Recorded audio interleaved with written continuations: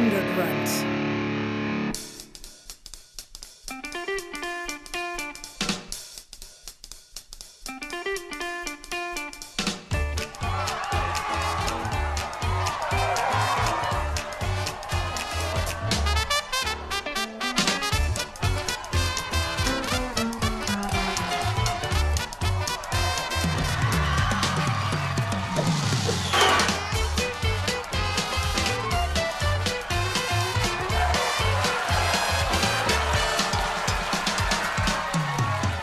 Hey guys! Bob. Hey, Bob. Hey, introduce yourselves. I am Jimmy George. I am a screenwriter and full-time script consultant. And my Twitter handle is @JimmyRGeorge. Most important part. Yes. I am Jamie Nash. I am a screenwriter. My Twitter handle is @Jamie_Nash. And I'm Bob Rose. I'm @ThunderGruntBob. And today you're listening to Writers Blockbusters. It's a show where we treat the final edit of a movie like the script, which is apparently a very unique, weird thing to a lot of people. People don't understand They don't understand that. But if you could think of the logistics of finding all the different variations of a script and doing a podcast on it, go ahead, have fun, do your own podcast. Anyway, today you're going to listen to a podcast where Jimmy George and Bob Rose force Jamie Nash to watch a movie that right. they love, that we that love, we when love we're so kids. dearly. Very Clockwork Orange. We strapped him down, made him eat pizza. We made him pizza, yeah. Stop the voices. I don't like pepperoni. Help me. You know, though, Domino's Pizza has gotten a lot better tasting in the last 30 years. Yeah. Anyway, we're going to talk about the original 1990 Teenage Mutant Ninja Turtles, not the Michael Bay produced ones. The original. Yes. And having its 30th anniversary. That's why we're talking about it. Yeah, that's why we're right? talking about it. It's not just to annoy Jamie. Sad. Jamie, can you give us some perspective? I was going to say, really quick, because we did this with a few other movies. Can we go around the table and just say our personal experience? Yes, that's a good idea. With the franchise, but with this movie specifically. Okay. Let's start with Jimmy, so that's like a fair. Okay. Yeah. Jimmy's wearing his Teenage Mutant Ninja. He's wearing green. I got a green Or hoodie St. on. Patrick's Come Day, on. I'm not sure. I listened to the soundtrack on the way over. Partners in crime, yo. Yeah. Yes. Yeah. fellow chucker. I had I saw this movie in the movies when I was 9 years old and 10 years old, and I wore this VHS out so much that the tape broke. So that's how much I loved this movie. I had all the Turtles toys. It hit me right at the right when I was 10, still into toys. Really, I loved What this year movie. would that be? 1990. 90. And you're how old right now? So it's all I am 39. Right. So You're a year older than me. yeah. Right. I'll be 40 in a few months. So technically, yeah.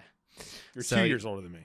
So Yeah. I loved this movie. I've probably seen it in my top 10 of the movies I've seen the most. But I haven't revisited it in probably like 20 years. Yeah. So, yeah. Jamie. I'm a Corey Feldman fan. No, Well, he's got that doc coming up that'll be very revealing. Yeah. Oh, my gosh. Oh boy. Hopefully he did the music for it too. So here's my thing with the Teenage Mutant Ninja Turtles. Their comic book hit at the height of my comic book nerddom. Okay. So the most expensive comic book I own is Teenage Mutant Ninja Turtles #2. I didn't have one, but I had two. A friend of mine for my birthday one year gave it to me when it was already worth like $800, which is about all it's worth today. It would like skyrocket. It's still worth $800. Something like in No mint, shit. I think Damn. it's worth even more, and if it get high graded. Well, with a property that's last this long, why wouldn't it be? It was Yeah. like he gave me a $2,000 birthday present when I was like 12 or whatever it was. That's awesome. Not that he really thought of it in those terms. He was like, I got 3 of them. Yeah, I don't feel my like gosh. I don't feel like spending $10 for a present. Here's $2,000. And I was Jesus. like, so I still have it in a garage somewhere, folded up. Oh, my and gosh. something. I was telling my wife that the other day, and she's like, "Why don't we sell it?" I'm like, "Well, I don't know. You have to get it graded and all that." Yeah, that's So if anybody wants to make me an offer, I got one. Just send him a. So I was a Direct huge, message. that was around the time of Frank Miller. I was a big Frank Miller Daredevil guy. Like that was probably my favorite comic. And the Turtles kind of took that and spoofed it. They took the Frank Miller Daredevil stuff and spoofed it. It was I felt like I was like one of those people that was early to a band with the Turtles because it wasn't a big wide. Okay. You know, it was a black and white. It was kind of this weird independent thing at a time when independent comics weren't exactly blowing up. Yeah. So Jeppy's Comics in Security Mall. I used to hang out there. We used to know the guy behind the desk. Place. And I used to have a box, and he at probably around issue 3 or 4, probably around there was a Raphael one shot that I got, and I own that too. So if you want to make me an offer, I probably have issues about 3 to 15 plus the Raphael one shot and some other ones. The shame is they reprinted all these. They did years ago. Yeah. So I got all those in my box, delivered to me. I read them. I put them away. I was a big fan. I thought it was cool. And then that was after about issue 15, I could care less. I never really liked the comic that much. I preferred the adolescent teenage radioactive hamsters, which was a I remember rip-off. that. I have that. I have in that. 3D I have glasses. that. I used to be hanging on my wall. I used to have the bag. Because it was a pinned to my wall. spoof. It was a spoof. Yeah, spoof. It was a spoof of a spoof, So essentially. It was a spoof of something that was famous at the time. Yeah. Okay. So Yes, but yes. I like the parody aspect. I like the absurdity. I like the underground comic, independent comic kind of aspect. But by the time the movie came, I was a little older. I was probably close to 20-ish, 18. Is it proper to ask what your age is right now? Just No. Yeah, Okay. I'm 48, so... Really? In 90, yeah. I thought you were like 42, man. Okay. Oh, man. No. I didn't know you were that much older. No, at 42, I would have almost hit the age that I could have appropriately yeah. seen the thing. So I'm trying to think. Your experience like- is way different than ours. I was like 19 or 20. I was in college. Yeah, you saw this when you were yeah, 20 you're for not first the time. audience Yeah. for this thing. Yeah. I was watching art films and stuff like that, and I just wasn't that interested. fucking kids, they're Yeah. dumbass turtles. Yeah, and I was like, they made a movie from the Turtles. This doesn't even look like the thing I used to Yeah, pay yeah, attention to. yeah. So I kind of missed it, but over the years I've tried to watch it, and I never really connected with it. So this is the first time that I remember watched it end to end. We appreciate Okay. you Yeah, watching. thank you, There you Jamie. go. Yeah. That's the long history of it. Well, Yeah. mine's slightly different, I guess, than both of you because I didn't see this in theaters. Okay. I didn't. For some reason, I missed that boat. But I think it might be because I was slightly younger than you, and my parents didn't think to take me. Okay. And obviously the internet didn't exist or anything, so I didn't know to tell them to. But I have a very like Turtles was my entire universe. It was like Ghostbusters and Turtles, the two halves of life. You know what I mean? And maybe The Simpsons somewhere in the top. Don't they have a crossover comic? I believe I think they do. Yeah. But the one thing I wanted to say is that the first time I ever watched this movie was I had cable television as a kid. I was privileged. And I will never forget the day that I walked in a room and at random it was playing on HBO and I literally fell to my knees and started crying. Wow. Because now remember, I'm like 8. because so- you're scared of Shredder. No. Because Shredder. I'm just saying the reverence, that was the level of reverence I Yeah. had. Because to me, I knew there was a movie that existed, but I couldn't see it because you couldn't do that. I didn't know that it was coming on cable. I just remember walking in there and falling to my knees and actually crying and be like, it's here. Oh, it's like I found the Holy Grail. And Wow. and obviously, back then I had no clue. I watched it. It didn't matter if it didn't matter if it was a pile of shit. Didn't Right, matter anything. of course not. It was the best movie that was ever made. Yeah. I've watched it way more since. Jimmy said he hasn't revisited in years. I've been revisiting it for the last 30 years. Wow, So okay. to me, it's one of my favorite Yeah, movies ever. Wow. Regardless of all the shitting on it we might do in this episode, I don't care. It's flawless, and I love it. Okay, there you go. But I'm willing to talk. I said it's like our Monster Squad Dissecting it. episode. It's like our Monster Squad episode. Yeah. It's flawless, but here's all the flaws. Here's the screenwriting lessons. Right, yeah. And it's, I think also outside of Pixar, it's the only kids movie we've done on this show. Yeah. Really? Monster Squad and Pixar and this. Midsommar. Yeah. Oh. So Ari asked Does me, Monster man. Squad count as... He's a big it hit kinda with the says kids sort market. of a horror movie, doesn't it? Yeah, you're right. I guess Monster Squad counts. Yeah. The kids love the Harga. Yeah. And Fargo. No, just kidding. Gotta love those the scenes in Midsummer where they slice a pizza up with what's the Swedish food? I Sausage? don't even know. I don't know. Yeah.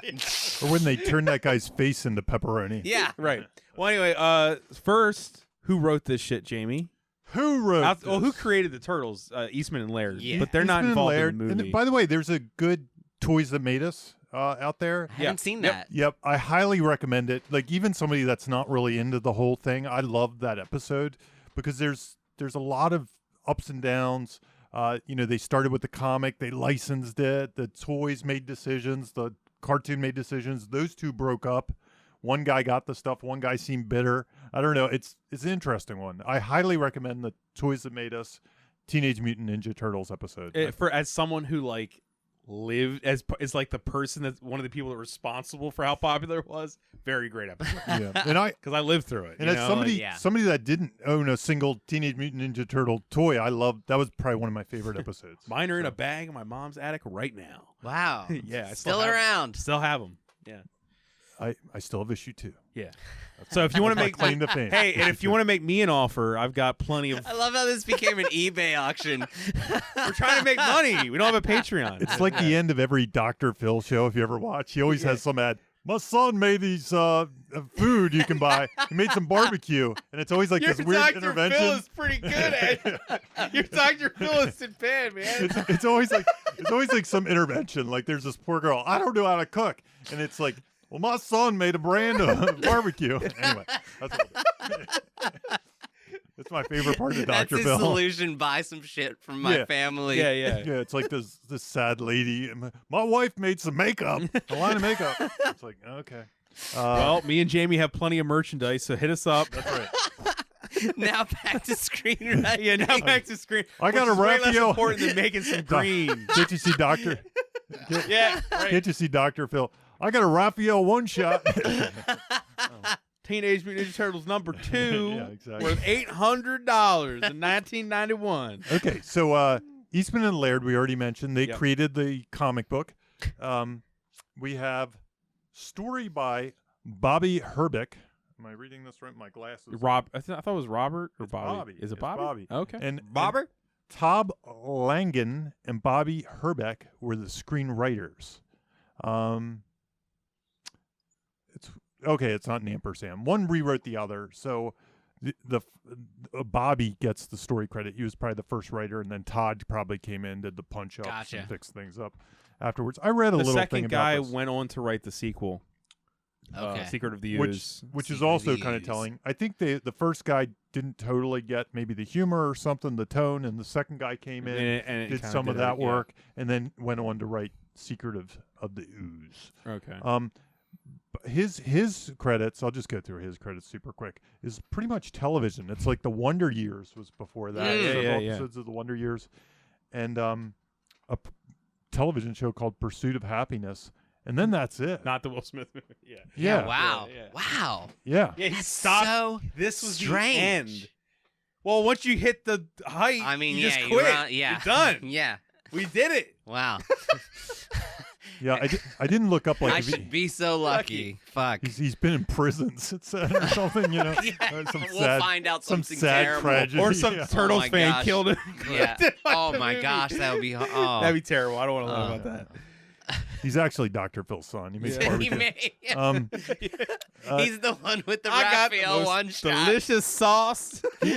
The other guy, what stood out to me, he was the writer. His last credit, I'm sorry, he was the actor. That's right. I screwed this up. Because when I first saw it, his first credit is Small Wonder. He wrote 3 episodes of Small Wonder. Hell yeah. Awesome. Yeah. So he did He different knows comedy. Yeah. different strokes. 1 episode, The Jeffersons 1 episode, 3 episodes of Small Wonder, and then Teenage Mutant Ninja Turtles. What? That's his career. What a career. Is that awesome? or That's what? fantastic. I would live for that. That'd be amazing. Give that to me.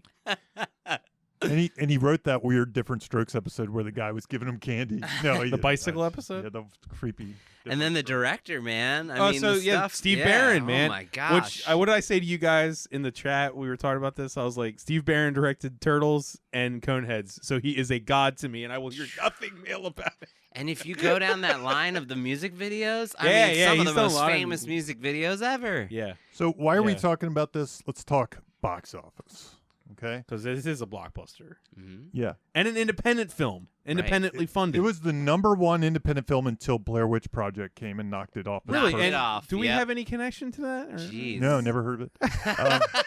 So 135 million domestic and Wow. 66 million international for 201 million. In 90, that's Yeah. hefty, right? Yeah, because so if you put that in context, here are the movies from the 90s. Always my favorite part of this whole podcast.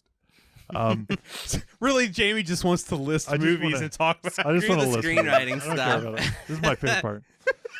Teenage Mutant Ninja Turtles was number 4. Damn. Okay. What beat it? You say It's 90. 90. Do you know? Twins. I like. No. I don't. 90's a weird year that I can't remember stuff Look from who's 90. talking. No. One other film we did in this Dick podcast. Tracy. No. Oh, well, that might be on there. Another That was number film we 9. did. Number 9. Okay. Die Hard 2 was number 7. Okay. Total Recall number 6. The Hunt for Red October number 5. Teenage Mutant Ninja Turtles 4. Well, Bill and Ted's 89, right? Home Alone number 3. Home Alone. No, Malone. Home Damn Alone it. wasn't even number 1. 143. Yeah, that surprises me. Pretty Woman number 2. Okay. And Ghost, the number 1 movie. Ah, Fucking Ghost. I love Ghost. Okay. Ghost. Damn. There you go. Still, it was in the top 5. Bruce Joel Rubin, fantastic So- screenwriter. Absolutely. Yeah, the one thing I think a lot of people don't know about this movie is the independent aspect. The fact that this had to be this was an independent movie and not like a huge $100 million studio movie. Yeah. Is kind of odd, isn't it? Yeah, they said on the commentary $7 million budget. That's just. I think it's really impressive for I $7 think it's million. really impressive for $7 $7 million. million, even in 1990. Also, and I'm not. I know, Jamie. I'm saying this without your approval, Mhm. but to me, this is like a movie that didn't in any way need to have any care or love put into it, and for some reason it does. And I think as an adult, I watch it now and I'm like, why did this have? This didn't need to be good. Right. It could have been a complete pile of shit. And I would have eaten it up. Why did they obviously care and on a low budget? I was Yeah. like, what is behind this movie? The force of it. I still don't know to this day. Right. Well, Yeah. he was talking about on the commentary. He was saying how important it was to them to stay as true as possible to the ninja ways. You know, to be Yeah. true to that. And they had a lot of martial arts experts from overseas, so they're also trying to be respectful to their involvement in the story. They didn't want to There it patronize. is. They didn't want to patronize them Mhm. and be like, "Hey, you're actually trained in martial arts. We're gonna make you be involved in a movie that says it's martial arts themed, but isn't actually to that." And he had a lot of reverence for the source material. He was talking about how much he loved the comics. Like he spent a lot of time talking about the characters, which is funny because I don't think it all comes across. But at least he cared. He wanted it to be that way. I also usually point to this as being like it's the perfect amalgamation. This movie, not the franchise, is the perfect amalgamation of the original source material and the cartoon. Yeah. Mhm. Like it has enough of both Yeah. to be that perfect line down the middle. No, I recognize it from the comics because again, I probably watched the show once or twice. I've seen it, the animated show. It's a hard revisit. Yeah, Yeah. Yeah.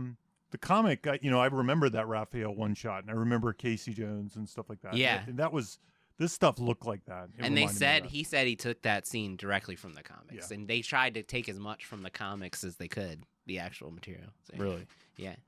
Yeah. All right. Well, I mean that's pretty get much into it. That's development, right? That's yeah. because it is a weird movie. I just Yeah. to this day I'm like, how come no studio backed this fucking thing? Well, at the time, nobody was making weird fantasy stuff like this, and so. We're watching it now. I'm like, man, this is And- such a and weird thing to exist. And he was It's what was saying weird. that he looks back at it now and thinks like this is like when people do weird fantasy stuff all the time. It's like not this is like normal. Yeah. Well, they remade it. Yeah. They didn't remake it, but they made more Turtles movies Yeah, now. So I'd see these. The weird thing is, what are other movies that had like a costumed animal, Animatronic, creature, yeah. blah blah blah. Freaked.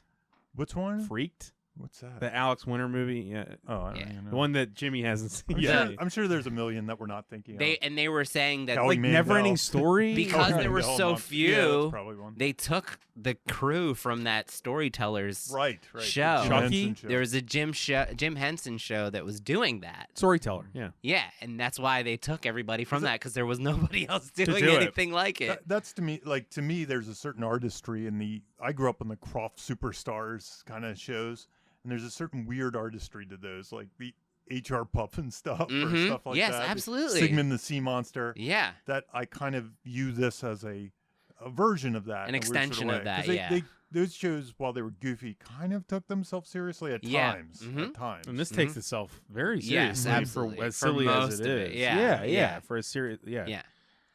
yeah. Anyway, who's the protagonist? Who's the protagonist? Yeah, I think it's just the Turtles. Yeah. I don't think Before- there's a single. You don't think it's In my memory, it's Raphael, right? But then, That's kind of the way I see it. okay. But all the little bit. turtles It's have hard. their well, Leo and Raph have So- their arcs, and Donnie and Liker Leo kinda. kinda. Yeah. So I was gonna bring up Blake's 6 things that need fixing Yep. and kind of dissect Yep. it from there. Let's look at that. Sure, Right? So yeah. for anyone who's not familiar in Save the Cat, which we talk about a lot on this script on this podcast because we do cheeseburgers, the commercialized movies and We're not talking about art house junk. right Yeah. usually. That's why we're doing a Ninja Turtles episode.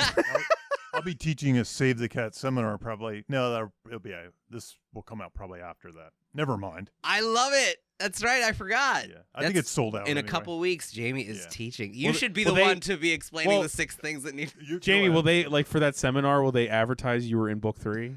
Absolutely. Oh, they will how say that? Yeah, they say. I'll have them all open up their book. Open up your book. Looks to book page they're in. 86. So I will explain this. Line me, 15. the one who's not in the Save the Cat books and Yeah. not teaching a Save the Cat seminar in a few weeks. Okay. Blake says that. Wrong. This is directly from that source material. Is in the setup of a movie. You generally can find things that need fixing. And we've talked about in other episodes how many movies set these things up. And they usually define all the subplots and conflicts that you're going to see Sure. unfold over the course. So they generally fall into 5 categories: changes in attractiveness and personality, strained personal relationships, not being entrusted with responsibility or not being able to handle responsibility, being invisible to key people, and others don't believe in you or you don't believe in yourself. So the Turtles, changes in attractiveness and personality. The only person who exhibits that is when Casey Jones calls Raphael a freak, and he gets really upset. He screams to the heavens, right, right? So that falls into on the side of Raph being the main character. Raph and the other brothers fight amongst themselves, but it's mainly just Raph. So once again, there's Raphael. There is a Raph Leo Yeah, thing. yeah. They're Yeah, fighting, and there's a running thing of them. So strained personal relationships. Yeah. Splinter tells the Turtles they have one lesson before they can be ninjas, before they're ready. So that's like a Black's responsibility, right? You're not ready for the responsibility. That's a thing that needs fixing, but that's for all the Turtles. Yeah. Being invisible to key people, the Turtles have to remain invisible. Like that's all of their issues. That's not exclusive to Raphael. And then others don't believe in yourself, or you've given up on yourself. Raph doesn't believe in himself, and once Splinter is gone, all the Turtles don't believe in themselves. So I guess it leans toward Raphael. He has the most. but, Yeah. He has the meatiest arc in the movie. So you could say he's the main guy. It's definitely not April. Yeah. But what's interesting is Or Casey. Danny. Even. Danny. I was going to say Danny. all the things that need fixing. Danny has a strained personal relationship with his dad. Danny's dad doesn't trust him with responsibility. It's just really good teaching how you can take this character who has like 10 minutes of screen time and give him all these things, and suddenly you care. So Danny's dad doesn't even trust him to go to school, so he drives him to school, so lacks responsibility. On the streets, he's invisible. Nobody notices him, which allows him to steal things. And then when he's in April's apartment, he's invisible again, which allows him to steal from April. So he's invisible to key people. And Danny's given up on himself. So Danny has all 5 of the categories, and he's on screen in that first act for maybe like 2 minutes. That's pretty impressive. And talking turkey. I mean, he's in it because they have to give it to a human. They have to give those things. They can't. They don't. I guess they didn't want to hinge it all on the Turtles, Right. Also, because you're hinging it on their performances working, Right. Right. Which yeah. might not have worked. He's Yeah. You could argue, you put a face on the stakes. How do you make the audience understand the stakes And feel them, and feel them? Yeah. Danny's the face, right? I guess, right? The heart has to be a human. Right. That's a good Just point. as the love story has to be a human. Yeah, There- that would have been weird if it would have been like this Howard day- the Duck. No, to this day, I'm always like, wait, they find her attractive. That's got a lot of questions. Yeah. But she doesn't reciprocate. No, so then it no. doesn't fall into Howard the Duck. territory. Did a Miss Turtle ever come into the world building? So in the Next Mutation, the live action TV show, which is not considered canon. There's a live action TV show. There's a live action Ninja Turtles TV show called The Next Mutation, and I didn't either. Venus? Yeah, Venus. I'm it's pretty sure funny it was when he said that. Venus de Milo was the. I didn't realize it was the title. I thought he was just saying in the next mutation. No. Like, Yeah. in Ninja Turtles, The Next Mutation, which was a Power Rangers-esque Ninja Turtles show, which actually crossed over with Power Rangers for an episode. I sort of remember this. Venus de Milo was the female turtle, except she wasn't really a turtle. She was an alien that came to Earth and I know all this. She formed herself in the likeness of them as a female. So, gotcha. But she is not considered canon by Eastman and Laird or whatever. okay. But yes, a female turtle did come into the play. Is there an episode where they have sex? I don't know, and I'm not going to watch that show. They take their shells off. yeah, right. Oh my gosh. So anyway, Sorry about it. I know that shit. Are we? There is a video like that on Pornhub. No, I don't. sure. There's Ninja Turtle porn. I've seen some I'm of it. Sure It's not there good. is. Oh my gosh. It's horrific. Oh my gosh. Screenwriting. So are we sort of saying the turtle that Raphael is the main character? I think he's if you're gonna pick one, if you have to pick, it is Raph. he's the face of the team because he has the arc and the most screen time. Okay, there you go. Right? Yeah. I mean that just seems, and he has, out of the turtles, he has the most things to fix. Yeah, it's loose. Donnie and Mike are pretty much happy who they are. Yeah, I mean, and Leo has a struggle, but that's what I Raph. wanted. This isn't on the talking points, but it is interesting that those personalities, those Leo the leader, Donatello the tech guy, those don't really show up much in this movie. Where in my head, Donatello was the tech guy in this movie, and he's not at all. He doesn't exhibit that whatsoever because there's just no room for it. Yeah, it's so interesting. I think that came more from the cartoon. From the cartoon, okay. And they obviously in the Michael Bay movie, they play it up completely. Yeah, he's like the guy in the chair. But I mean, Mike, he's the only personality that's kind of ill-defined. Mikey's obviously pretty defined in this movie. Yes. Yes. As a non-lover of it, don't you? Yeah. I think their personalities are there. Donnie's definitely the weakest because he doesn't have anything to do. He's kind of Mikey's best friend. Yeah, exactly. Hey, Mikey. Yeah. Right. He's just Mikey's best friend. But Leo's is there. He's got a little bit. He's trying to be the leader. Yeah. But Partners in Crime, who wrote the theme song, the reason in the theme song they call Raph the leader of the group, because I believe the song was written from a viewing of the movie, not from any knowledge of the actual turtles. Okay. So when the movie came out, anyone who just saw the movie thought Raph was actually perceived it. Raph perceived as the leader. I could be wrong about that, but I remember reading about that. That's why that song says Raphael, the leader of the group, performed from the norm. Okay, I'm not gonna sing the song. Sorry, Jamie. I thought Vanilla Ice sang the song. That's two. That's the That's secret. two. I'm just kidding. That's the one I know. Do you know he has a tattoo because of that? Ninja Rap. He has a Turtles tattoo. Oh my god. But the thing I like about the Vanilla Ice song, he understands the true dynamic of the turtle. Oh God, where are we? Comic Obsessions. Comic Obsessions, and why does it say Jimmy Bob? Because I have no idea. Oh, okay. Well, I mean, Michelangelo. I figured it was useful because they each have their own So personality. let's explain Comic Obsessions for somebody who Let's hasn't explain it, heard yeah. it before. So this is not something Robert McKee came up with, but it's something I learned from taking a Robert McKee comedy seminar. It said that one way to kind of focus your comedy with a character is to have that character have a blind comic obsession. It's not always blind, but it's funnier when it's blind, when they're something that's normal to them but seems ridiculously obsessive to us. Good is where example, the comedy Zombieland with the Twinkies. right. Yeah, that's a good one. Right? Yeah, there's Like there's a million. There's a of million. them. I'm just trying to think of a good example. Yeah. And well, these are good examples. These are good examples. Yeah, like Billy Crystal in in When Harry Met Sally, he's obsessed with death. Like he reads the end of the book because he's not sure he's gonna live to read the full book when he starts it. Things like that. I didn't find them for all the turtles. No, but there's some pretty. I mean, obviously, I think all the turtles are pizza enthusiasts, and there's a lot of comedy derived out of their. But Mikey obviously is the lead. Lead on that one. And Mikey has an obsession with.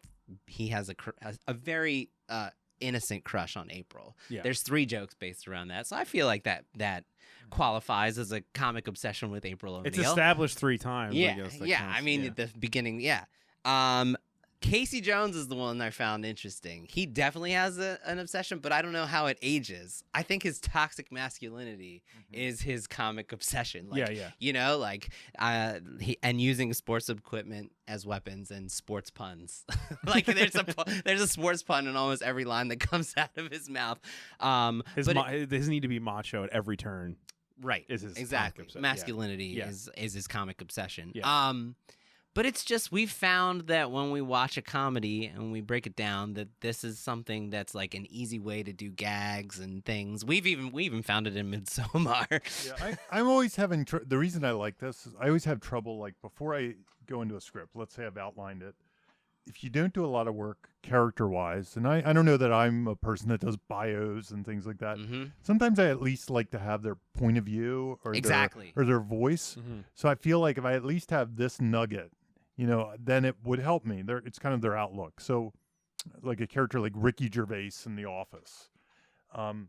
I'm trying to think of what his blind obsession was. I don't know why I brought him up because he's such a strong character. The Office, I always thought his blind obsession is with popularity and friendship. He thinks he's very popular or something. But he also wants popularity. But he also wants it. He craves it. Yeah. But he kind of thinks he's the coolest guy in The Office. And everybody else he's blind to the fact that everybody looks at him that he's the biggest loser in The Office. From his perspective, that's what it is. He's cool. Right. And, that's kind of the blind obsession and aspect that's of what it. makes it funny. That's what makes it funny, because then you can go and write that character like this person thinks they're cool while everybody else thinks they're a loser. Usually, like, it's something that falls on like a sidekick character, right? Like that's kind of where they always that's lie. How you give them memorable The protagonist moments. doesn't always have a doesn't comic always obsession. yeah. But we found it tracks, and it's like a really easy way to well, you take could a even character say and, like Raph's comic obsession. It's not as funny, but his obsession is I guess the dynamic with him and Splinter being repaired, right? Interesting. Okay. It's not comic. Yeah, I don't know if that. You don't think that is? That tracks because it's not funny. Okay. Oh, it has to be funny. Yeah, it's supposed to be derived of comedy. Yeah. But I guess all 4 of the teenagers just wanting to party. I just think teenagers. I mean, they all have they have a funeral for the pizza. Yeah, right. You know what I mean? Like that's not just Mikey. They have a comic obsession with their teenagerdom. How's that? Yeah, that's better. They still want to be young. We could, because you watch the movie and they're like 4 monsters, and you're like, oh right, they're teenagers. Yeah, like, you forget. You're right. Yeah, that's right. They're giant monsters with muscles, but they're really just kids that are being forced to be. In some ways, I ninjas. think one of their blind obsessions, they're blind to the fact that they're freaks. That's they them, don't view themselves. nothing. They view themselves. There as is normal. the slight through line that they want to go public. for that. Yeah, we can talk about with the stakes. Yeah, but that's true. There's a lot of comedy derived out of they're just being themselves, right. And everybody else is like, what the fuck are these things? Yeah. So that's true. Yeah, that they're normal. Right. Except for Which Raph, I who thinks think he's a freak. One of the best jokes in the movie is how New York is so weird in general. Oh yeah, it just the accepts them. delivery. It's a turtle in a raincoat. You still going to LaGuardia? Yeah, like, exactly. like whatever. It doesn't matter. Exactly. Right? Yeah. But as far as tone. Yeah. I Tone. didn't know what to. Yeah. So I think tone honestly is where this movie. The reason I love this movie, and I don't so much love the rest of Turtles stuff, because I like the fact that it has stakes and it's more serious, and it's not so much for kids as much as it is for kids. To me, it reminds me of Ghostbusters. Yeah. Yes. No, I was about to say yeah, that. no, I think it totally fits lands. right there. It yeah. sure does. Because when it needs to be serious, people could die, people could be sad, but at the same time, there's these goofy characters kind of going around the whole thing. Characters Right. get injured. Yeah. There is death in the movie. Right. People experience pain. Yeah. It's Like when people get hurt, they're really dire. It's dire, like you said. the world around them is a little bit more stylized, like you said. Like Yeah. a cab driver might mistake a turtle for being a human, which wouldn't necessarily happen in Ghostbusters, for example. That's true. So it's not exactly the same, but it still threads the needle between comedy and serious stakes pretty well. Like, yeah. like silliness and not to be I'm not using silliness in derogatory terms, but It is, it's works. silly, The gags in between it's it silly. all. Yeah. But it's still like the movie, even in execution, it's shot for $7 million. It's shot amazingly well. It's Right. like it's Yeah, lit you could amazingly probably well. create a tone scale for this. There's a tone scale the- there. There's a number on your scale Of turtles. You somewhere. could do a Yeah, turtle you could tone do a turtle scale. tone That's scale. true. Yeah, the you could. original comic. This The movie would be in the middle. cartoon The and the cartoon. Michael, Michael Bay movies would be somewhere in there. and you could. It's a 7, and it's got to Yeah, stay. right. Yeah, yeah. Yeah, and remember, there's like 4 Ninja Turtles cartoons, so you could place them all Which on that one? scale. Right, there's like 2014 and But 2004. You're saying this does a good job of balancing. It all feels I think cohesive. as someone who's every watched moment. most Turtles fare, I feel like this has the most stakes without also being the original comic. Because the original comic was nothing like the popular Turtles. The Turtles Yeah, don't yeah. know they're in a Turtles movie. Yeah. In the other movies, they do. Especially when they're rapping with Vanilla Ice. they're freestyle rapping in a Yeah. non-freestyle song. Yeah, So yeah, Yeah. we're gonna do that next episode. Don't worry. so it's sort of like We're doing all Turtles this month. it's sort of like the Writing 80 the turtles. Tonally, it's like the 89 Burton Batman versus Batman and Robin.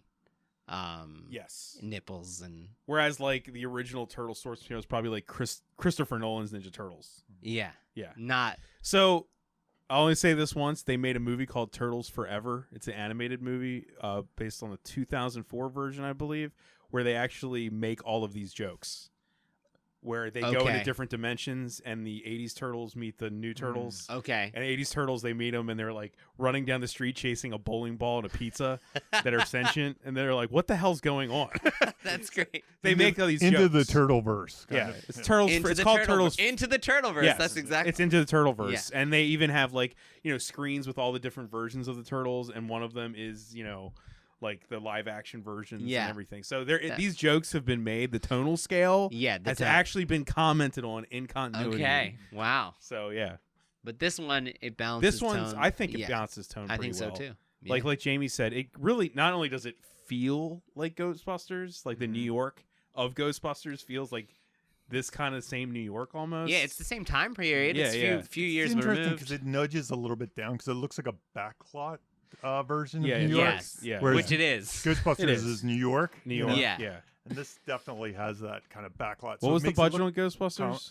cartoony. I don't know what the Ooh. budget was. I don't It's a know. good parallel though, because Ghostbusters cartoon. And, Yeah, they shot a lot of stuff on location for Ghostbusters, and in this, a lot of it was on. They said the remains of the Big Trouble in Little Chinatown set. Yeah. Yeah, cool. Yeah. Also, I feel like, tonally speaking, there's really heavy stuff as far as like the flashbacks or the memories. Well, it is, and then there's like some puppet rat. that Yeah, I jumps- know. But that's what's great about it. It's like so serious. It's like, what was it about, an affair and stuff? And then you see the puppet rat like, yeah. It's just like really fun. Like that's I love that stuff. I love It the- works. It Yeah. always cracks me up how Splinter is like obviously like a puppet kind of thing, and it's You can't kind see of, his body. It's kind of funny. Yeah. It's always that part always cracks me. But then like the Like when he fights in execution the of end, it cracks me Splinter is completely dire and serious. Fantastic. And, Yeah, fantastic. he's yeah. bleeding. He's Yeah, he's right. chained up. He's dying. Yeah. He's the stakes. Absolutely, the stakes you feel for him are real. Definitely. So I guess the lesson is that it's like the rare kids movie that has stakes. Stakes. Like we used to get when we were kids. Yeah, there's danger. Yeah. Yeah. Well, I guess what I was trying to say is it could have been a movie that didn't even attempt to do anything remotely like that. Yeah. Right. They took the. yeah. You're saying they took the threats seriously. The They threats took to they the took the characters. threat seriously. Yeah. Like Jamie said, the turtles don't act like they're the Ninja Turtles that know they are. They do enough that it's beyond like Bugs Bunny fights. It's like when the ninjas are fighting them, it feels like they actually So- could kill them. And when Shredder is fighting them, it The feels like he veritable- actually would possibly kill one of the those. two on sequels they screen. made, the veritable difference between this and the two sequels is that the fighting in this is real. Yes, tangible. Where in the sequels they're taking, they can stop a horde of Foot Clan with like a yo-yo. It's like fine, but that's a different type of movie. Yeah, you know what I mean? yeah. Like yeah. I love Secret of the Ooze, I'm not gonna lie, but it's not for the same reason. Did they have a turtle movie with like Matrix-esque like fighting? I guess the You would Michael be Bay ones are I closer would be to that. surprised to hear they didn't. Because watching this, I was like, I'm surprised they didn't do that. Remember Maybe the Michael remember Bay. the animated know. movie? Remember that? I do. That has not Yeah. Matrix style stuff, Right. but that the fighting is more intense. Okay. And the show that followed that fighting is way So, more Okay. intense. so we need Ang Lee to direct a Turtles movie. Yeah. Basically. I mean, if you really want me to be honest, the second Michael Bay produced Turtles movie I thought was great. I fucking love it. Right? I love it. Wasn't that awesome? I love it. A Jamie's- plus from me. Jamie's over not here. watching Jamie's it. shaking his head. I'm a big Megan Fox fan. Gotcha. She's the worst part of the movie. Yeah, Easily. It's a bummer. But Yeah. Anyway, still, I love let's keep on track. keep on track. I love how big of fans we are. Jamie's so we got can't even- completely Nothing zero to enthusiasm for the I've brand. never seen them. I'm sorry, Jamie. Thank you for doing Thank this. you. No, but To be fair, Jimmy picked it. I did. I did. I'm throwing him under the bus. I'm still hoping to sell that comic book. Yeah, so Jamie just sees so this as anyone an listening, eBay auction. please buy Jamie's comic book to make this worth his time. You at least justify it for him. Okay, let's go to the big elephant Now, in the room. This is it. Structure. Jamie, well, let's get you in this. Come on, Jamie. Shit all over it. Let's do Jamie, it. what is the lock-in? Explain the lock-in. No, the lock-in. So this movie, I know when I was trying to figure out why it never grabbed my attention or held my attention, because I've tried to watch it many times over the years. I think it's structure. You know what? Thank you for trying. I tried. Yeah. Well, I watched it. I watched it all the way through this time to analyze it, and I enjoy it. I think it's a good movie. But I think Yeah, we did it. I think the comic, it goes great with this comic book I have. By the way, I also had the first 50 issues of G.I. Joe. If anybody So everyone wants that. um, You can find a list of his. That's right. On Craigslist. so the lock-in moment is usually when you go to see a movie. There's usually a story about a hero with goal, obstacle, and stakes, something like that. And this movie is interesting, well, I'm sorry, I'm jumping around a little bit. The second act usually is about the hero trying to do something. There's an obstacle in the way, and if they don't do it, some horrible thing will happen. This movie, I'm not exactly sure how I'd pitch that. Yeah. Because it's not that they're passive, but they almost go away for a little while, and that second act kind of kills me because not a lot happens in the second act. You mean the farmhouse? What I consider the second act, which is so it's debatable what the what's second the act. lock-in? I'm Let's not just sure what it debate is. I don't know. So- I'm gonna. What do you think, Bob? So I actually don't know either. it's really as tricky. many fucking times as I've seen the movie. So here's how I kind of analyze. but I get what it. Jamie's saying, because if you're not like totally into the turtles, There's two options. Yeah. you're not I'm locked like- into that first part, like interest wise. Yeah. Where does so the you need upside that lock down in to world come. begin? So I think the upside down world happens when Splinter's taken, Yes. and Yes. now they have to leave the sewer. They're on their own. They're in the real world. Whatever. And There's a getting villain. him is the problem they need to fix. Yeah, but they don't and actively Raph. They're not attract trying. that. Oh, wait, That's- wait. That's the And part Raph's that doesn't injury, grab me. but Raph being injured. That comes that comes a little later. Yeah, it does. But Splinters, but okay, so here's why I asked that. We've had a couple episodes now with the Groundhog Day one where it was debatable because it was audience perspective versus characters perspective when they perceive it as a problem, whereas and for instance in Back to the Future we said that we know that he's stuck in the past and got to get back to the future 14 minutes before Marty knows. So the end of Act 1 and lock-in is when we know. And we debated back and forth with whether Groundhog Day is when we know that he's stuck in the same day or 10 minutes later when he knows he's stuck in the same day.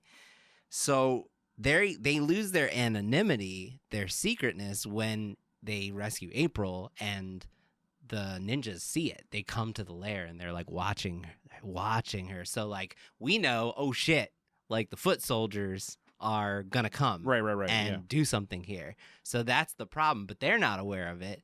And the Upside Down world kind of starts with them being in her apartment. They're no longer in the sewers. Yeah. It's sunny. They're hanging out with people. They're joking about like life with they're doing pop culture references and telling jokes with that starts way before Splinter.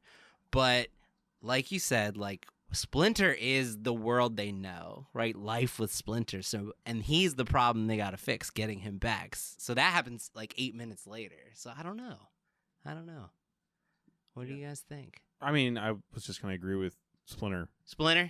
Yeah. I don't Okay. see another answer. But So- it's not gripping because of that, is what It we're feels saying. like if I It's made a very log line- laissez-faire. If Yeah. I made a log line, I think the more compelling it log is, line. the villain and the heroes don't even know each other until right then. Yeah. Right, Really? exactly. I mean, let's be honest. That's why I think if I wrote a log line, it would be something like after their leader is captured. Right. You know? Yeah, yeah. That's blah, the blah, blah, blah, problem. blah, Yeah. blah.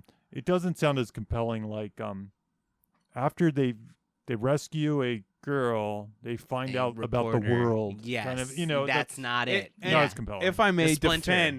if I may defend, because I was just going to be like that. Mhm. On paper, I totally agree with you guys, but in execution, I don't necessarily. Okay. Because the movie, like we were talking about, also is such a weird aberration. It is. It is.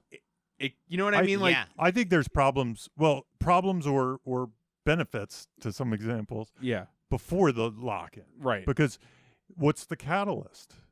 Is it when he first loses his sigh in the Right. very beginning? Right. First scene, First scene. Oh, yeah, Yeah. first scene. and she picks it up. Yeah, is that the catalyst, or is is- it later when he's Casey Jonesing and he rescues her from the Right. thing? Yeah. That feels more like a catalyst Yeah. time-wise. Yeah. A little late, I guess. Right. Like 20 minutes. 20 minutes. That's a long time. I for would the probably catalyst. say the sigh. Yeah, to me, I would have it said feels the like sigh if you asked me. And that's a really low key catalyst. It's very Like, low Oh, key, I dropped yeah. this thing. Yeah, well, but it's the random event that causes the villains It to kind of sparks it say, all. "What is this?" Yeah, or Not exactly. really that part, but you know, it's. Yeah. And so anyway, it's the whole first act. It's a little, and the one advantage I was going to say to you when you say it works anyway is.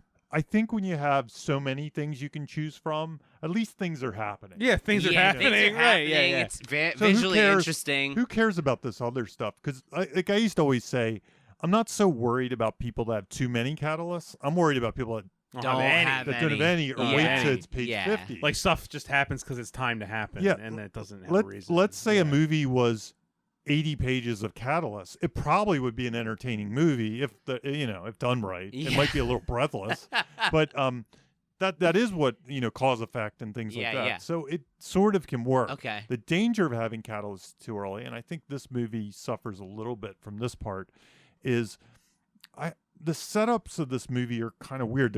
There's some stops and starts, and I'm not Mhm, exactly sure. So because it's not traditional, it feels like we send Raphael out just because we need to, Right. as opposed to maybe that scene. You could see a different movie where he didn't lose his sigh in the beginning, and he went out. Somehow Yeah. they saved her later, and then they brought her Yeah. back, and Yeah, so there's some weird patchiness to the plotting Yeah. in the beginning. That's I don't know. To me, that's where I think it used to always lose me. This movie, Yeah. It's 'cause got it'd a be like, let's stop. sloppy setup. It, Yeah, if I may, it's all there. it might um, rely too much on the personality of the turtles than it does about the story. Right. It's less interested in the plot. Like Raphael which leaving is is weird totally to say about a movie like right. this. But These movies are right. usually But incredibly I plot think driven. honestly, that's what I was just about to. Yeah. The reason I think I love this as a grown up more is because it's not plot driven it's really as much as it is. not, Like Raph is such a well defined character in this movie. I think Yeah. as far for a kids movie, Yeah. you know what I mean. Like him leaving, you're right. It's kind of at random, but it's also totally in keeping with his character. Yeah, he just bolt. It probably comes from that Raphael one shot that I'm selling as well. right. It might yeah, even yeah, be yeah, that he might have left for some. I don't remember it well enough, but Yeah. he teams up with Casey Jones and they're in the park yeah, and yeah. stuff like that. Yeah. So But I feel like even all the structural problems, all those things add to the bricks of the character's wall. Yeah. You know what I mean? Like they still kind of are there, but it's in a weird succession of stuff. Yeah, it's just odd. It's something. odd, yeah. It's something we're not used to. One in this kind of movie. Exactly. This Yeah. isn't exactly a Sundance. No, why does award-winning this? movie. Yeah, why does this movie sometimes feel like it's like an art house? it It does. does. I think- Because of its that's lack why of it's studio so- involvement. I think yeah. so. They didn't Which get is- those things. Yeah. That's what I love about yeah, it. yeah. So, I can see Now- He Oh, said the- the notes yeah. that he kept getting were about lightness. It wasn't about story. It was about it's too dark, meaning like physically, It is- visually dark. They it's a kept. very dark. He movie. said It he is would very catch dark. he would catch people coming up whispering to the DP like brighten the lights. The lighting's too dark. Yeah. Kids don't like the dark. yeah. Sounds like But I Marv also Home think that's Alone. why it looks. I think it looks I great. love it. So, But yeah. anyway, going back to the story, the Anyway, setup yeah. is sloppy. Yeah. So those parts, things keep happening. So you I can see why you might forgive them, especially if you were enamored by the turtles and their personalities and the humor. It's the second act though is where it really loses Yeah, me because once Raph gets hurt and they go to the farmhouse, not a lot happens. Turtle That's action. where it becomes Yeah. like, wow, this is an art house fucking movie. Like, why? Reminded me of didn't the Avengers do that in the second? They did. I Yeah. was like, And I love Age of Ultron, so Yeah, I guess they I'm did weird. do that. so, yeah. so typically the Fun and Games is a movie you come to see. So if Right. it's turtles, Fun and you're Games are at the expecting- beginning of this movie. Yeah, it's strange. They're Yeah. kinda- Right? Yeah. Yeah. And it's almost like I wanted Joel Silver's Whammo board to show up. Right. Like that's what I needed. We're a so little bit. accustomed Yeah. to that experience for this type of movie. And there's- and it's a very interesting watch that isn't the Yeah, way that I is. know. There wasn't a Whambo board. Yeah. So the Fun and Games in this case, like if we assume we get a little bit with the fight on the roof. right. And then we're going to talk about that sequence We're later. going to talk about that Yeah. sequence. Then they just kind of retreat. They go into hiding. Yeah. And it's all character work. It's all character work. Which is so weird for a kids Yeah. movie. But it's character work and then jumps to like the shredder stuff. Right. And, Yeah. and a little bit of Splinter and that kind of stuff going Yeah. on. Splinter and It Danny also had their introduces own. the supernatural aspect. Yeah. Splinter and Danny There's had a their own remember rela- that Yeah. it's a thing I think a lot of people forget. He wanted to go. He was saying on the commentary he wanted to go a lot more with the astral plane. Yeah. He was like, "Let me do the astral plane," and they were like, "No." That's always the thing that I really love, that it just kicks it up just a little Yeah. more weird by like, wait, Leonardo can speak to Splinter through astral Yeah, projection? yeah, Wait, yeah. that's the thing that's happening? Yeah, like it just awesome. adds it. And then the middle also has the Casey Jones And April kind of April's relationship subplot, story. yeah. And by the way, one thing that we didn't talk about, it's not writing, but I guess it's writing. I expected her character to not have agency, Mhm. and I did like that it ages well. Like she's fighting back against like 4 ninjas before She Raphael- hurts Foot Clan members. Like yeah, it she's isn't not a until- damsel, man. Right. It Yeah. not until there's like 25 of them that she needs Raph She to step in also- and help her. I liked that. On a smaller I scale, appreciated she that. doesn't take shit from her boss or her job or anything. She's got a lot of agency. She's got a ton of yeah, agency. and in I the movie. appreciated that. I Yeah. didn't expect that from a 1990 90 kids movie. Yeah. It was cool. It It's made me go kinda like, like- that's why April O'Neil's a badass. If you approach it as what it is, it doesn't work, but it's somehow another thing. yeah. It's like there's no reason that a movie like this should be at a farmhouse reflecting on itself and the love of brothership. And Yeah. like, yeah. There was a part of me when I was watching it, and I don't think it was done this way, but it felt like one of those movies where they were like, well, we have the budget to do like 3 big action scenes, Yep. and we got to fill the rest Yep. of it. Yep. It Yeah. felt a little bit like that. And maybe that was a concern. Maybe that was. I think I don't know. I bet in the commentary this might be mentioned, but it in a lot of ways it seems like a samurai movie. Yeah. he didn't really talk about that much. It just does, Yeah. but like structurally it's weird. It's quiet way more than it's loud. Yeah. Yes. It's just like very meditative for Yeah. some reason. You know, it's not. It's strange because it's meditative, but then there'll be like pizza jokes. You know, like But then you compare it to like Secret of the Ooze, where that's the movie we're expecting. Right. Secret of the Ooze was that movie, Right. Yeah. Not this. not this. Yeah. That's why this is like this aberration that held up when I grew up. And it I gets was even like, weirder. I wanted to ask Yeah, it you gets guys. even weirder, yeah. It gets even weirder, like when you start going to the end of Act 2. Like I don't know what that is. Like, you want to explain the 5-point finale? Yeah, what is a 5-point finale? Yeah. Jimmy? yeah. So and you're right about the end of Act 2 because I wasn't even sure. It sort of begins like in this weird unorganic or organic sort of way. It just kind Well, of Raph wakes up. Yeah, it kind of like Right? just tiptoes into it Yeah, as opposed to that's- walks. Like it Right. doesn't make a bold leap into it. Right. It's just kind of like we're in Act 3 now, I guess. But we're not really. Yeah. Like, we're still in Act 2. So the 5-point finale typically is in Act 3.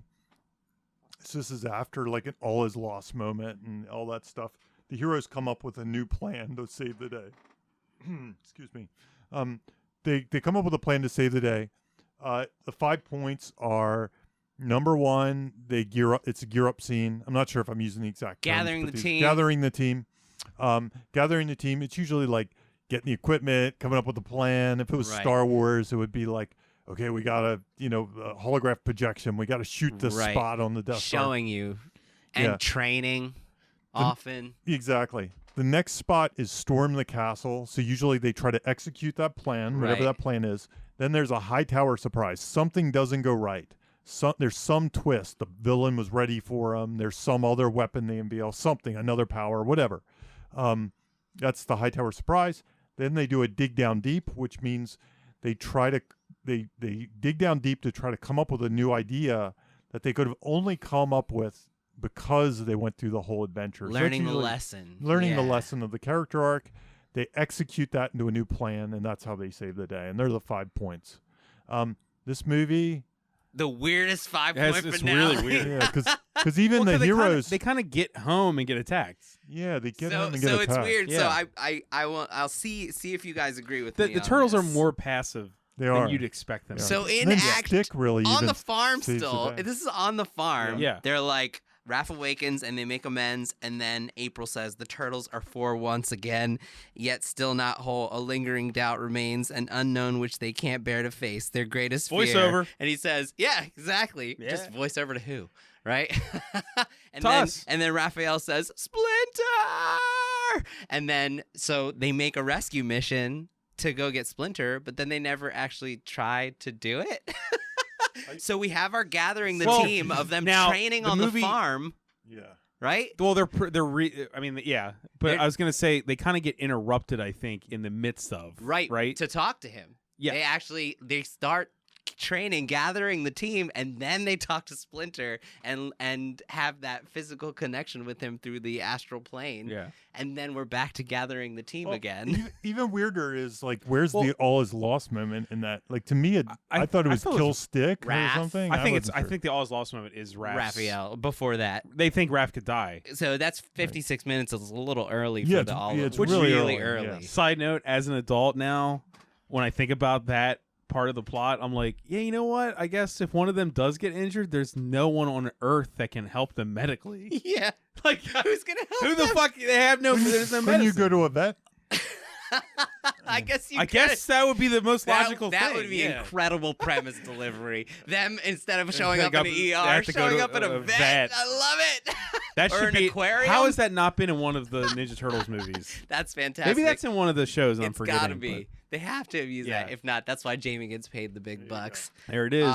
Okay, Well, they haven't made a Ninja Turtles 3 yet, so that's right. yeah. The gathering. So the gathering the team is like 8 minutes long, and that's like it's usually like a minute. Like it's usually like let's grab our swords and get out of here. So, but the It's a gathering suit up, team, right? it goes from them training in the farm to them talking to Splinter about their plan to them finally getting to New York City, and then they just like sit around and there's even insecurity they eat lines. some pizza. They start Yeah. eating pizza and stuff. And there's like Well, it's like insecurity. it's kind of like they just got back from a vacation. yeah, they're chilling out, and Raphael There's even no says, urgency But in the whole now, movie hold to on. saving To- Stick. "Yes, Now- yes, you're right." Now let me just be the counterpoint here. During this time, though, the urgency is coming from Shredder.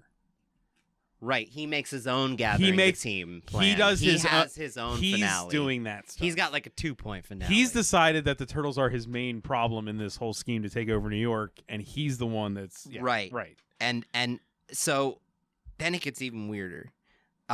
So they're hanging out back in their lair, and Raphael's like, "Let's go," and they're like, "Why do we need to go?" He's like, "I just don't understand why we're not just going." He like says it, which is an insecurity line. That's like the writer knows that they should get the story going, and they're not, so they're acknowledging it. I see those all the time. I think like what? they also don't know what they're dealing with. Part of it is that, I know I'm defensive, but Yeah. keep and then going. there's that Yeah. whole Casey Jones thing just Yeah, randomly. so Casey Jones just coincidentally sees Yeah. Danny, and then Casey Jones Yeah, why not make? stumbles into a rescue mission. Normally that he would doesn't have even been- know who Splinter is. That would have been one of the turtles in most people's. Right, Yeah, right. yeah, yeah. So then all of a sudden, Casey Jones and Danny rescue Splinter when they didn't even know. Well, when Casey didn't even know that where he basically just has a vague idea who Splinter is. Oh, Splinter. Right. Yeah. Because Casey's in his own movie. Right. Casey is the hero in the movie in his mind. In his mind. In his mind. But so we Yeah. have this 5-point finale. We have this You know, like I grew my hair out originally because of Casey Jones. Anyway, go did ahead. not Could be know his that. blind obsession. Yeah. the Turtles Well, I think never he wants actually to be with April too, right? Yeah. The Turtles never actually try to achieve a goal of rescuing Splinter. They never even try to figure out where he is. That's got to be a production reason. Like they Don't you never think? even go. They go, any news from your news report? And they go, no, and they're like, huh, shrug their shoulders. And it feels so weird that Yeah. is not them. Like, we have to go find his hideout and go rescue our guy. No, it's just Casey Jones just says, who's this guy kid? What's he doing? And then rescues Splinter. Rescue Splinter. And Casey Jones has the showdown And in also- the hideout. And also, against can I point the- out? Can I point out that here's another weird thing? Once again, I'm admitting the movie's obviously perfect. Casey Jones has the message. He says verbally the message that the turtles themselves you'd think would say, where he's like, "You think this is family? You think that over there that's family? That's not family. right. That's Casey Jones delivers the family message, even though the movie is about their family breaking apart. yeah. It's very weird. It's very. But like weird. I said before, I think who was ever writing it, was trying to put all put the a face heart on those through the humans. right. Yeah. Because they really because- didn't know if these fucking masks would work. right. They didn't know. They didn't know. They didn't know if we would connect with the masks. Yeah. So you had to Yeah. bank on maybe connecting with the people. You had to connect yeah, with the that people. makes Those sense. the lines need that to- informs that choice. that informs the choice. It's fucking weird. It's weird. I still don't dislike it. No, I don't I'm mind fine it. with it. I love this. They're also teenage kids. We kind of forget that the turtles are kids. no, but I they're mean, not- Splinter is kidnapped, and then they don't try to Yeah. rescue him. It's And- fucking and weird. it But doesn't- the one of them that would do it is the one that is knocked out for half the movie. That's true. Yeah. I'm just saying he's the one who would instantly go in. It doesn't feel like a movie either where they debate that fact or No, anything. they You know, don't. like there's another version of that movie where they don't go to rescue him, and that's what they have to learn is that we can do it we ourselves. can do it We're together. brave the together. four of us together, and that's what he teaches But- them in the seance. the seance, but teaches but them, yeah. but then they don't do anything with it for It's a while. really, it's like the themes are there, like at how an art Yeah, house movie yeah, would do it, yeah. not how a fucking cheeseburger would The do end it. was so confusing to me that I watched this movie like a week ago, and Yeah. to do the structure, I was like, I must have missed something. And I went back like last night to rewatch it, and I had to rewatch it like 10 times. Like, I think I missed something again. Because it was ending, all yeah. so weird yeah. how it came about and how there's just no Right. rhyme or reason to So, it. yeah, And they 'cause do. they- It has the other points. So the Hightower surprise Mhm. is at 78 minutes. Shredder arrives after they've defeated all the foot soldiers on the roof. Shredder is the Hightower surprise. Like, oh, they have a secret weapon. It's Right. the main villain Yeah. that you've Right. never met before. I think it tries to do a dig down deep, and that is Shredder holds a spear to Leo's throat, and they decide in the past maybe they would have all charged him, but they decide like we're not gonna fight you. especially after almost losing Raph. Right. Yeah, they so decided that, yeah. Leo's got us, and I think that's trying to be the dig down deep. Like we fight one or we fight not at all. I think that's what it's trying to do. And they try to make that clear by Shredder saying, "Fools, the three of you might have overpowered me with the loss of one. Now your fate will be his." And he tries to kill Leo anyway. And Hightower Surprise Part 2, which we saw in Ready Player One, Splinter arrives, and the Turtles have a secret weapon. Right, and right. Splinter then executes the new plan, not the Turtles. Yeah, that was the other weird part. I was like, well, what'd they learn here? And let the other guy do Let it. the other guy Turtles- do it, yeah. The Turtles, after digging down deep, just Well, 'cause stand there while their it's dad also like- does it for them. It's also, if that's the main, we're talking about like the main plot It'd of be the like movie. if Obi-Wan Kenobi came Came and in, blew up Showed the up and blew Death up, Star. blew up the Death Star. That's But- exactly what it would be like. Like I said, it's like an art house movie because it's more concerned with Splinter's arc and his past being resolved than the turtles themselves. Yeah. Like Yeah. It's amazing to me how incidental they are to the movie. Yes. It's weird. Which, when I grew up and watched it, I appreciate oddly more. I Yeah, don't know. When I was Like, I don't expect. It doesn't in feel my like minds, they are the superheroes who save the day. Yeah. But in reality, they just sort They're of still fight off kids. some ninjas. They're kids that are and dealing then their with it. dad saves the day, and all the adults save the day for them Yeah. while they stand around.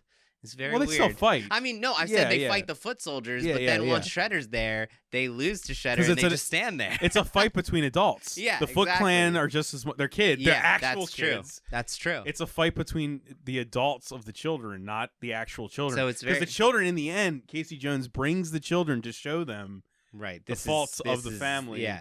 It's like not about the turtles. Yeah, it's very which weird is very, in that way. very fucking weird. It's just really it works weird. though. I think it works. I think but it works too, and I think it's instructive that it works to say that you can fuck up this 5-point finale, and the Bob Roses and Jimmy Georges of this world 30 years later will still be defending the shit out of it. While the Jamie Nash Bitches are like, whatever, man. Here's my comic. I mean, Jamie, you gotta admit though, it's like it didn't need to be like this. You know what I mean? Like, you know what? They could have made it so much just Worse, you mean? not even worse. It just didn't need to even have any thought put Any behind it. heart. And it's got so much Why does it heart. have so much heart? It's got There's so no much heart. reason that stuff at the barn had to be so thoughtful and shit. And it's like it is. Why? Is it, okay. We talked about premise delivery, but Yeah, the one thing you really want to talk about is that the Foot Clan is the invading. Foot Clan yeah. sequence. So we've never Yeah. done this, and given how much this is coming across way more positive than I anticipated when I was like, let's do this exercise where we talk about. I think there's one sequence in this movie that's really well done. Like, it holds up, and I know you hate that phrasing, Bob. I do. It- Let's go ahead. continue. and that is when the Foot Clan invade April's building. It's like sort of in the middle, right? It leads to the midpoint. It has the best fighting. It everything, has yeah. so much. It's got so the things I want to talk about are comic transitions, premise delivery, and then Jamie, you can, when we get there, remind us about good news, bad news, because it's got all those things. It's like a smorgasbord of great craft.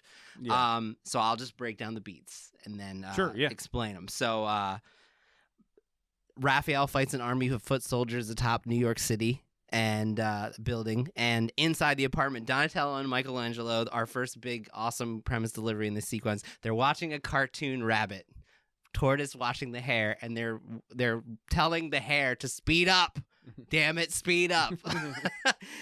For premise delivery. April asks, where's Raphael? It cuts to a comic transition of Raphael getting his ass beat. So there's craft right there. Cut back into inside the apartment. Donatello says, he just needs to blow off some steam. And there's another comic transition to Raphael gaining the upper hand and saying, you guys must be studying the abridged book of ninja fighting, which is, once again, dialogue premise delivery. Right. It's just non-stop. Awesome. Inside, April shows the turtles the basement antique shop. Mikey crashes a symbol behind Donatello's head, and Donatello shakes and screams, and it cuts to Raphael getting kicked in the head and shaking and screaming. It's like a perfect match. Back inside, April asks Raph, hasn't Raph been gone a long time? And Donatello says, he leaves all the time. He likes it. And it's another comic transition, and this time Raphael's being dragged down the steps, and he's going like, as he's dragged down the steps. This is all happening rapid fire in succession. Inside, right, April then says, are you sure? And Donatello says, don't worry, he'll be back any minute. And he comes crashing through the ceiling on top of them, followed by a bunch of foot soldiers.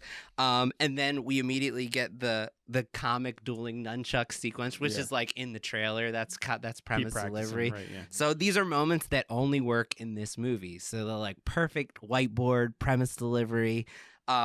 And then one of the foot soldiers dunks Donatello into a fish tank. He can breathe. And he loves it and then spits the water in his face, which is a thing that would only work in this movie, right? It's fucking awesome. Then the Wheel of Fortune dude moment, Michelangelo goes on his shell, and they spin him around on his shell and knock out like 10-foot soldiers Only all at works once. in this movie. Only works in this movie. Then Donatello rolls using his shell, and he says, California roll, which is more premise delivery that only works in this movie. movie. And then, JB, cut me off and do the good news, bad news technique, and I'll hit the good news, bad news. Good news, bad news. By the way, On your toes. by the way, when you want to saying sell that too, comic, don't you? That's right. Yeah, dude. When you were saying all those things, what occurred to me too is when you were whiteboarding this, it's right in the title, right? You could have a whiteboard for Teenage Mutant Ninja and Turtles. All four of those. All four of those things, and how they crisscross, how they intersect, how each applies to an action sequence. Each thing could be, so it's a ton of stuff. Don't forget Yeah, the moment at the end when Michelangelo actually retracts into his shell. Yeah, dude. Yeah. And we really didn't expand, but there's like a ton of great premise delivery. Like, give me 3. Mm-hmm. That's a line that only works in this movie. What do you guys like on your pizza? Just the regular stuff: flies, stink bugs. Right. right. The pizza delivery through the sewer scene. That's a scene that explaining how they get pizza. and it's the scene exactly. That's the whiteboarding question. Whiteboard. How do they get pizza? How the fuck do they get so much it's pizza? just, and you're right. And there's the teenage part where Shredder is waiting up for him inside, like a teenage situation. Yeah. Raphael's been out late. The lights flick on. Where have you been? They're also teenagers in that they're horny and hungry. Exactly. Yeah. So right. I mean, I like that though. The 4 words of the title all have their own premise Yeah, delivery. They all have their own whiteboard. They could, yeah, for sure. So good news, bad news. Good news, bad news is just a thing when you're breaking down like an action sequence, or even if you're breaking down your screenplay. I use it actually when I'm initially brainstorming the scenes of my film, and I'll just have a blank piece of paper, and I might have like, I know what the catalyst is, I know what the stuff is. So anyway, good news, it's just simply something good happens, but nope, it's not good. A disaster happens. They have to react, they have to change, and then they have to come up with a new plan. And that's the bad news part before the good news again. And we've even found that this can be used in transitions. Absolutely. Like you end a scene on a positive, and then it immediately starts with something negative. terrible happening, or you end a scene on a negative I and think something great the happens first- when the next scene starts. First episode we really covered it was Solo, Yes. because Solo had a lot. Solo of great, had a lot of it. and I mean, in general, Indiana Jones movies have a great in their we action just talked. scenes, We good, bad, broke good, down bad, Die good, bad. Hard and Die Die Hard. Hard Die Hard. episode. Action sequences usually are a series of good news, bad news. And it's an Spielberg's easy way. a master of this. Yeah. Yes. And it's an yeah. easy way. It comes instinctively for a lot of people, but Yeah. it's a great way to take a scene and go, how do I make it enthralling for this whole action sequence? And you just come sort up of with like- as many good news, bad news things as you can. What I I- also think the Pirates movies do it really well. Yes. but what I've found, Yes, the Disney. Yeah. what I've found, that a lot of things do it. One of the ones that to me just was so heavy-handed about it, but I really liked, was the TV show Silicon Valley. If you've ever seen Oh that. yeah.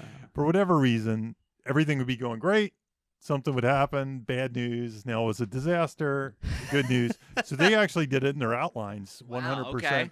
And it was always the same outline. It's always like good news, bad news, good news. So bad you news, kind good of news, could bad news. predict it. You could totally watch it and be like, okay, Okay, well, what's the bad news? this bad news thing is about to happen. This good news thing, this bad news thing. And we just keep going. That's on. interesting. Yeah, it's an interesting So show. there's a danger of going overboard with it, is what It you're is. saying. I mean, that show's a comedy, so In it's really about the moderation. jokes in the middle and the Okay. characters Like, and stuff. So It doesn't comes with matter. tone. Like if the tone Right. allows, you Yeah. can do it as much as you want, probably, right? Yeah, exactly. So And it's it's fun. also, I talk a lot about when I read the scripts.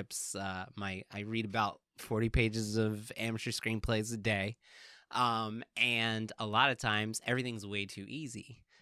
People will try to achieve a goal, and they just do. And there's nothing. One of the number one notes I write is make it harder. And an easy way to make it harder is to find some bad news to throw on top of their efforts, right? Every time, they're about to reach the goal, bad news, something terrible happens, and they've delayed the process of getting the goal. So, but and to just take a step backwards in our conversation, maybe one of the weird things about this movie is that the goal should be getting Splinter back, but in a weird way, this movie, being the art house movie that it is about them finding themselves as teenagers and Would- working together, and working as a team. together And as a that was- team. we didn't put that in there either, Jamie. I haven't got to the completing the good news, bad news, but you sometimes talk about how essentially it comes down to 2 arcs, right? Two arcs. the gaining confidence or working together as a team. I haven't said that in a while. Yeah, And I'm quoting Jamie. You're quoting Jamie, but that's the two That's the things one I in this couldn't remember. movie. In this movie, essentially, It's is not getting Splinter back. It's those two things. gaining confidence. I think the in themselves. working as a team was one we added. It was Okay. the other two. Okay. Because then we said, well, there's another one. There's a third. What were those? Gaining confidence and learning to love or something. Jogging your something, memory here. I can't remember. But- Learning to love. it was something It like was- that. something like that, Some yeah, version. yeah. of It that. made me. This movie made me remember that we've talked about that before, and essentially, this is just we haven't said that. I'll have to go back to the It's early just funny episodes. that that's I what it forget. is, and it's not. getting. It's not a Splinter mission back. movie. Yeah. Well, it's It that. has It's- all the ingredients it's of a mission movie in it, on the page, on the screen, and then they don't treat. They don't rest. It's try a to rescue. soul-searching movie. But What a weird thing. it is weird. But at the end of that sequence that I just broke down with all that craft, here's some more. So, the turtles have defeated all the soldiers that invaded the apartment. That's the good news. The bad news, more soldiers show up and pile in, and the apartment floor collapses and they all fall into the antique shop where the battle continues. The good news, Mikey uses those symbols set up moments ago and crashes the head of a bunch of foot soldiers. The bad news, the turtles are now suddenly losing the battle and we're reminded how they need all four of them. Mikey says, we really could use Raph right now. The good news, Casey shows up and he's their reinforcements and gives them the upper hand momentarily. The bad news, a foot soldier hits a wire with his axe and the place catches fire. The good news, April and the turtles find an escape door and escape the fire through a secret back door. The bad news, April gets a call from Charles at the TV station. She's fired. Right. So it's great craft, man. Yeah, like yeah. that sequence is fucking awesome. I love it. Even now, as a 40-year-old man, I love it. I think it's well done. So that was fun. Yeah. No, this discussion has made me appreciate it more, even with the flaws.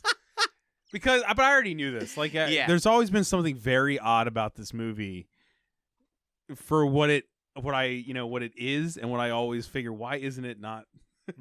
It should be like Mac and Me or something. You know what I mean? Like some I get what you're soulless saying. piece of obvious crap, and it's weird not. because it has some of those 90s things in it. Like the April Cena has that weird ET thing that everybody wanted to do. Like, let's hide the weird creature in the closet. Yeah, and they stuff do like it, that. yeah. They do it. So it has a lot of those tropes, but then it's not.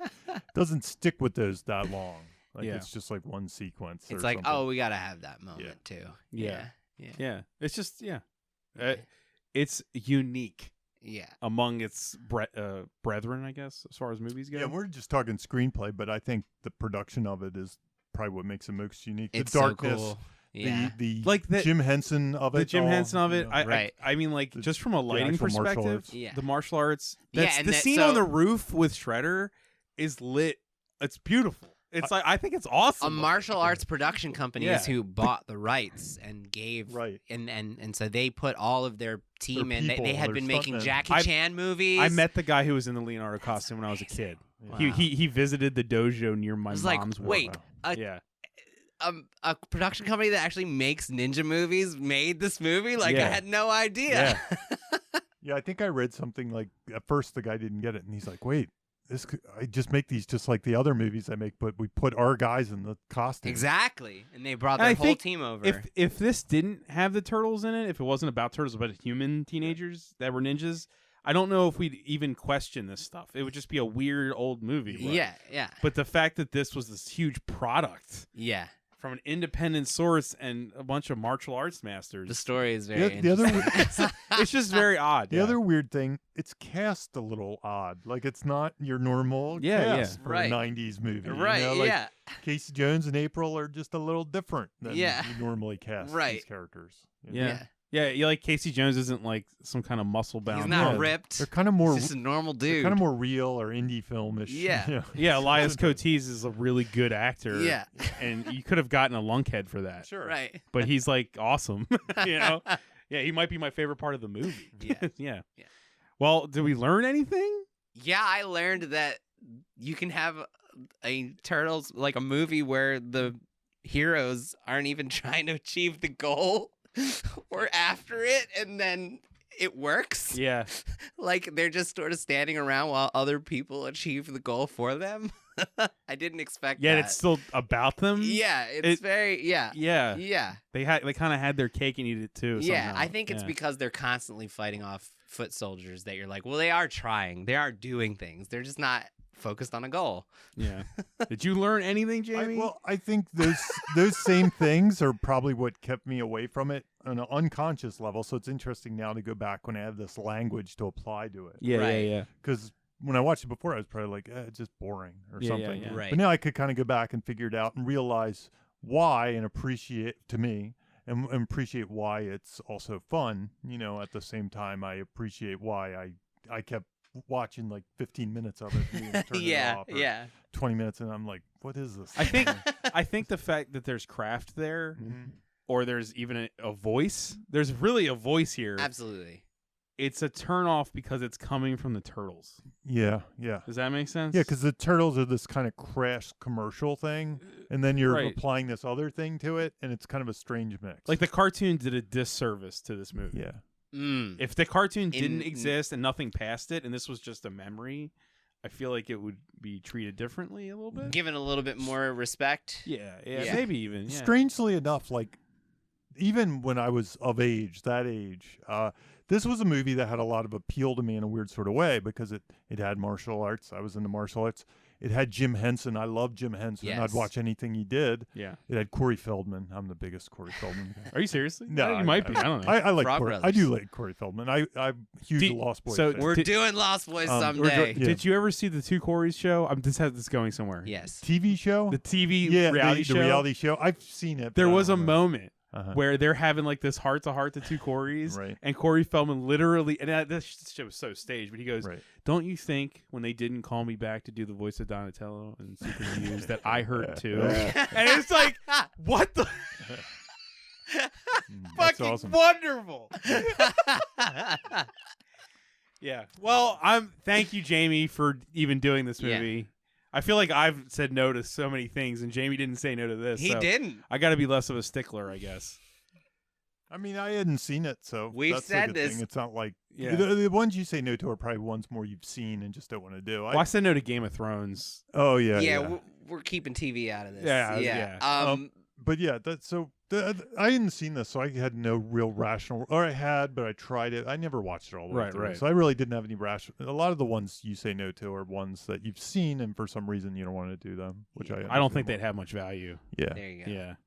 I can't remember what else I said no to. It's But mainly Game of Ninja Thrones. Turtles. I think most of the ones you say no to are just temporary no's. Like, couldn't we find something better next week? Maybe, yeah. Why am I the one saying no too? You guys be. Okay, I think that's everything, right? Yeah, I think yeah. we covered Yep. it. Me and Jimmy got our enthusiasm out. Yes. I got my sales pitch out. Look out Yep. for the eBay auction. Yeah, message Jamie on Twitter if you want that RAF number 2. Ninja Ninja Turtles number 2. or RAF one shot. And if you want to pay a lot of exorbitant amount of money for the figures, I go to my mom's house, get that bag. This is amazing. Well, hey, times is you rough. Get one chance. The world is falling apart, Jimmy. Yes, If we can make a yes. couple bucks while it sinks, why not? Right. All right. I Thank think you that's for everything. listening, guys. Thank you. Thank you. You have just listened to Writers Blockbusters, a screenwriting podcast featuring 2 professionals and another guy. Available only on Thundergrunt.